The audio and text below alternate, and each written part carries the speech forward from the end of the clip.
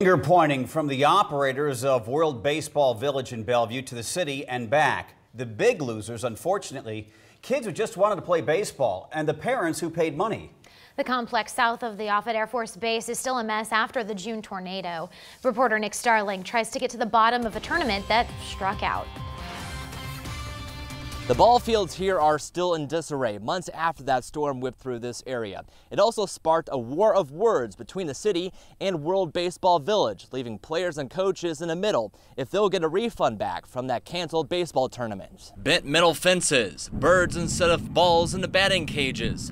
World Baseball Village is still torn up. This was the place for 12-year-old boys to play ball around the same time as the College World Series, as teams across the country compete. I thought it would be a good experience not only for the kids but the parents as well. I spoke with Coach Ben Hendrickson on Skype. He brought his team from Minnesota to play. It was our first experience, first big team trip. But they only played 6 games before the Storms canceled the much-anticipated tournament. Hendrickson thought the team would get some of the more than $11,000 back that they raised for the trip. He just explained, once the insurance goes through, you guys will get your refund. But World Baseball Village didn't have that insurance. Part of our management agreement was that they were supposed to keep business continuation or continuity insurance in place. Bellevue City Attorney Pat Sullivan says the fault rests with World Baseball Village because while the city owns the property, the village owns the managing rights. So the burden or risk of this tornado was really placed on them, and then they were supposed to insure against that burden,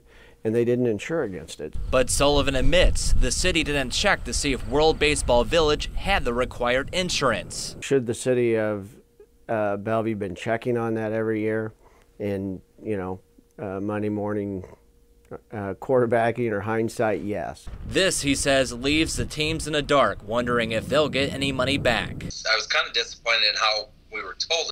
I did reach out to World Baseball Village to see if they would comment on this story about refunding any of the money back to those teams and coaches.